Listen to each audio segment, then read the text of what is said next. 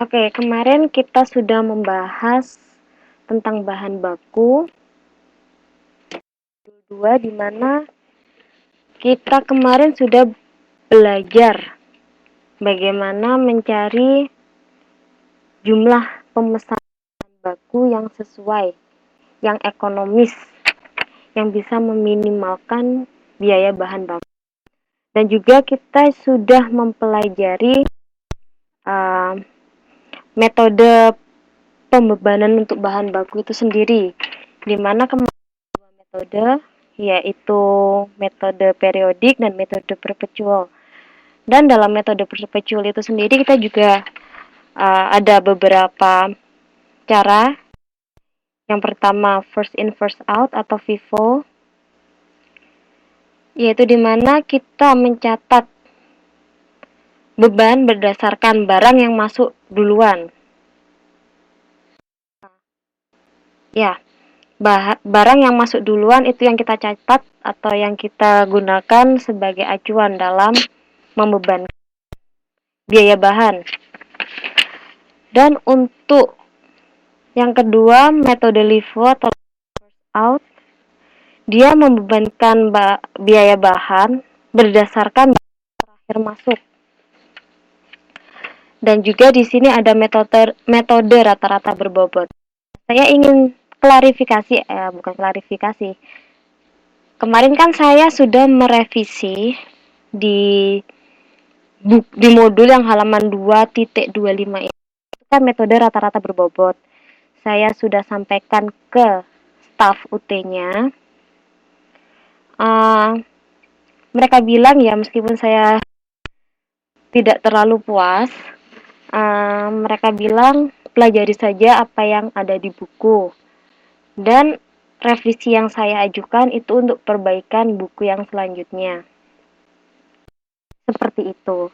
Jadi ada baiknya, kemarin kan saya sudah mengajarkan baik itu bagaimana cara menghitung dengan metode rata-rata berbobot dan bagaimana menghitung, ya selamat malam, bagaimana menghitung dengan metode rata-rata jalan, ya kan? Nah, kalian tetap pelajari keduanya. Nah, ketika nanti di ujian keluar dan mana yang diminta, dilihat saja nanti ketika ujian apa yang diminta, seperti itu. Tapi kalau mereka minta metode rata-rata berbobot, tetap kerjakan dengan cara metode rata-rata berbobot. Kalau mereka meminta dengan rata-rata bergerak, kerjakan dengan rata-rata bergerak. Yang penting kita sudah tahu bagaimana cara menghitung dengan rata-rata berbobot dan bagaimana cara menghitung dengan rata-rata bergerak. Ya, waalaikumsalam. Oke. Yang terakhir kemarin kan kita sudah mempelajari perhitungan dengan LIFO, FIFO, dan juga metode rata-rata, dan juga kartu persediaannya. Nah, yang belum kita pelajari kemarin, ya malam, yang belum kita pelajari kemarin adalah bagaimana menjurnal setelah kita mendapatkan biaya yang harus kita bebankan untuk biaya bahan baku. Nah, di sini kita menggunakan metode yang berbeda kan dalam perhitungan biaya bahan. Pun cara menjurnalnya pasti juga akan berbeda. Karena si metode perpetual itu dia selalu mencatat setiap kali ada transaksi, maka bahan baku atau persediaan itu baik masuk atau keluar, dia dicatat sebagai persediaan. Sedangkan untuk yang metode fisik, jika kita membeli barang atau melakukan pengadaan barang, kita sebagai pembelian. Jadi di sini pada saat mencatat pembelian persediaan, untuk metode perpetual, yang digunakan adalah persediaan terhadap utang dagang atau kas. Jika dia membeli secara kredit, berarti dia menggunakan utang dagang. atau mengkredit utang dagang. Sedangkan jika kita membeli dengan uang kas, kita mengkredit persediaan pada kas. Nah, berbeda dengan metode fisik. Jika terjadi pembelian persediaan atau pembelian bahan baku, maka mendebit akun pembelian tetap pada utang dagang atau kas. Jadi lihat baik-baik di sini. Untuk metode perpetual, apapun transaksinya, dia dicatat sebagai persediaan. Sedangkan untuk metode fisik, oh gitu ya. Maaf. Oke, saya seperti ini saja, konstan, tidak bergerak. Untuk metode fisik, kalau ada pembelian dia dicatat akun pembelian. Nah, bagaimana jika kita menggunakan persediaan tersebut? Kita menggunakan atau kita menjual persediaan tersebut. Untuk metode perpetual, bisa dilihat kalau kita menjual, kita menerima uang. Atau kalau kita tidak menerima uang, berarti kita ada akun piutang. Jadi bisa dilihat di sini, karena penjualan yang kita lakukan di sini, karena pendapatan kita terima dari penjualan, maka ketika terjadi penjualan, transaksi penjualan, maka penjualan tetap harus dicatat. Namun karena dia metode perpetual, maka persediaan juga harus dicatat. Jadi di sini untuk metode perpetual, pada saat terjadi transaksi penjualan, ada 2 jurnal yang harus dicatat. Piutang atau kas terhadap penjualan, karena kita menjual barang dan kita menerima kas atau piutang, dan juga kita harus menyesuaikan persediaannya. Kita tetap harus mengkredit persediaan kita. Nah, apa yang didebet itu HPP. Karena ingat, untuk metode perpetual,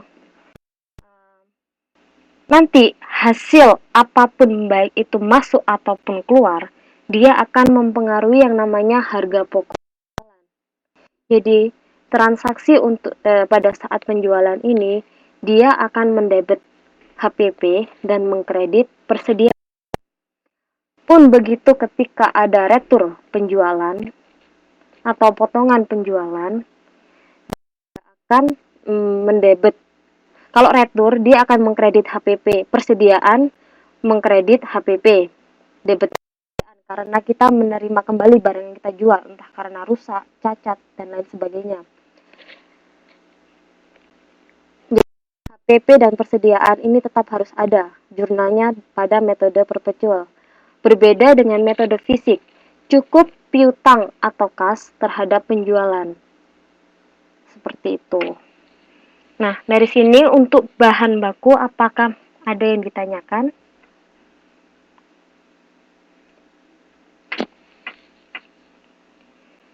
Bagaimana?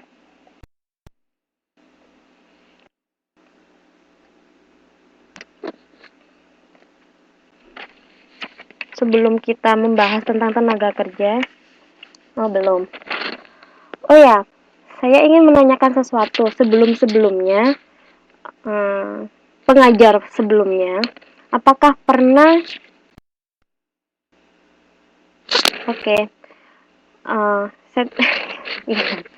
untuk pengajar sebelumnya, apakah pernah diskusi langsung dengan kalian? Maksudnya tidak lewat chat, melainkan bisa mendengar yang lain, jadi ada timbal balik.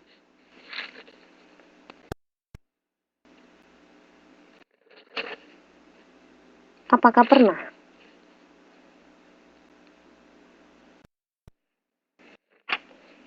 Belum ya. Kalau saya coba membuka mikrofon salah satunya, kalian ngomong biar saya bisa meyakinkan bisa mendengar suara kalian atau enggak. Oke, Mbak Yusni. Saya sedang membuka mikrofonnya.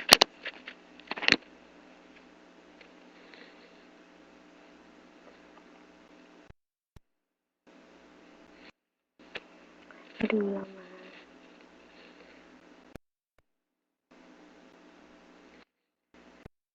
Karena nanti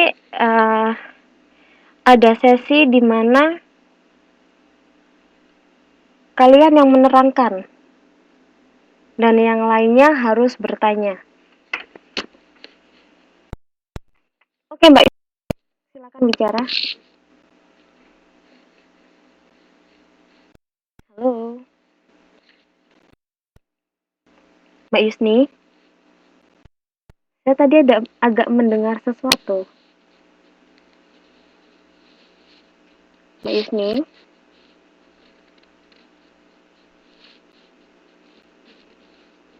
Halo. Oh, nggak ada jawaban. Siapa ya?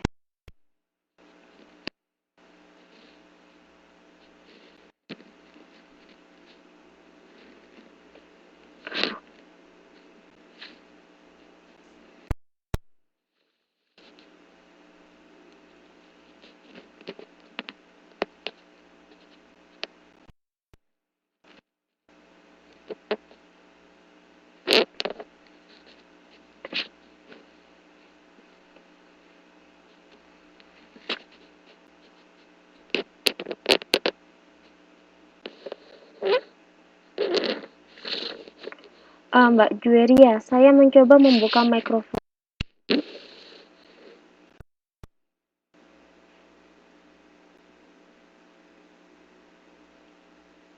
Oke, bisa sebentar, Mbak Jueria. Halo, Mbak Jueria. Ah, bisa. Oh iya, saya bisa mendengar. Bagaimana dengan yang lain? Mendengar Mbak Jueria?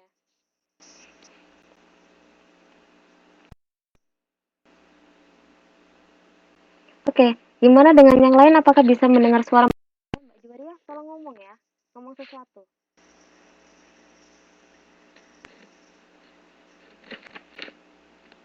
Halo,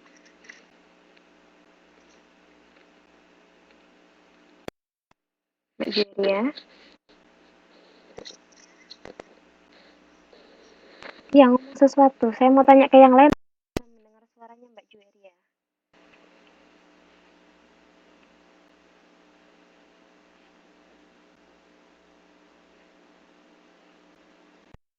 Merosot. Begitu ya. Jadi kurang bagus ya kalau saya buka. Oke, saya cari cara lain. Oke, kita lanjutkan saja ke tenaga kerjanya.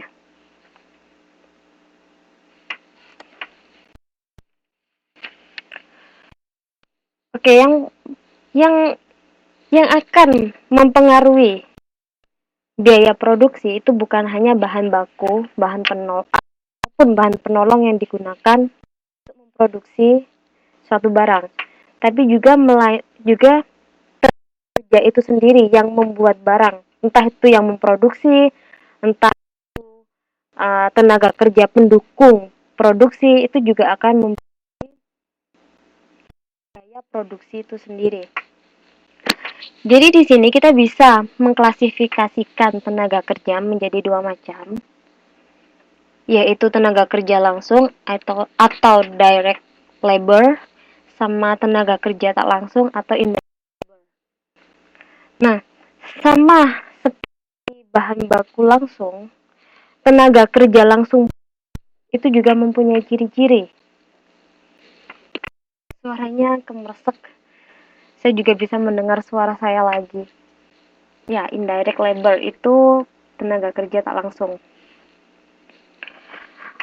Nah, untuk karakteristik dari tenaga kerja langsung, sama seperti bahan baku langsung, dia bisa teridentifikasi atau dilacak pada produk.